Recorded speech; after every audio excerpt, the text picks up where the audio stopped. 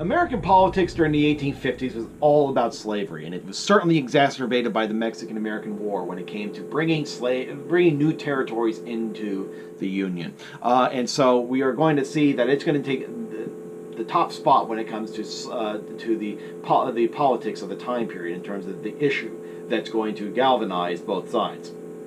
We see this very early on. During the debate of the Mexican War, there's going to be a congressman known as David Wilmot of Pennsylvania, and he's going to come up with basically a proviso, an amendment to the appropriation bill.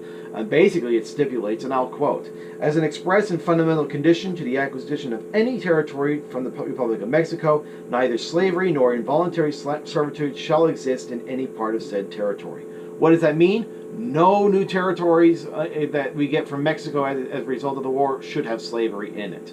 And of course, this is going to infuriate the South. In fact, we're going to have a Georgia senator, his name was Robert Toombs, say that if this isn't satisfactorily compromised, it's going the South is not satisfied by it. He's for disunion.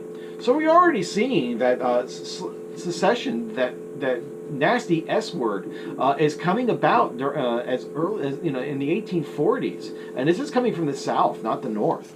But nonetheless, the proviso is going to always pass with numerous times. In fact, over 50 times it will pass the Congress or the House of Representatives, excuse me, when it's amended and then debated. And the problem is with the proviso is that once it reaches the Senate, where the balance between the slave and free is a lot better, the slaveholding senators from slaveholding states are going to say no. So between 1846 and 1850. Over 50 versions of the proviso were going to be written, and every single time the House would pass it because it has the numbers. The North dominates the House, but the more equal and balanced Senate, it's going to fail to pass through the Senate.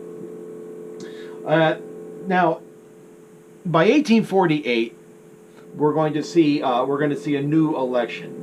James K. Polk is going to actually not run for re-election. And in fact, he's actually going to die a few months after he leaves office. And so now you're going to have a new president coming in 1848. The major debate is going to be over the Wilmot Proviso, particularly the expansion of slavery in the territories. The Democrats are going to nominate Lewis Cass. And basically, he's got a very good record of Michigan territorial governor, senator from Michigan, and he's even eventually will be Secretary of State under the future President James Buchanan.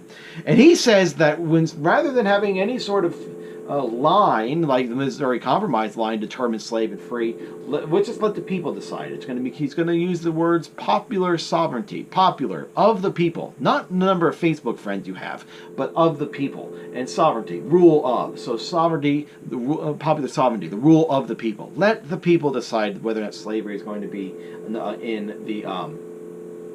the territories. The Whig Party is going to nominate a newcomer to the political scene, and that, of course, is going to be Zachary Taylor. Taylor's never held any sort of political office before, and he is going to, as you remember from the Mexican War, he is one of the first senior commanders of the Mexican War. He really doesn't belong to any sort of party, and he really never voted. And in fact, he's a slave owner himself. He owns over 100 slaves. And he's also related to Jefferson Davis, who at the time was a senator from Missouri. Davis had actually married Taylor's daughter before the Mexican War, but of course we're going to see Davis again at the beginning of the Confederacy when he becomes the president of the Confederate States of America. But nonetheless, in the great tradition of electing war heroes, Zachary Taylor is going to beat Lewis Cass. Not by much, only by about 40 electoral votes, but he's going to be the first president of the United States ever to be elected to the president without holding a political office. We'll see that again in numerous cases. Ulysses S. Grant, Herbert Hoover, Dwight David Eisenhower, and even Donald Trump. All of these guys became president of the United States despite the fact they were never elected to any political office before.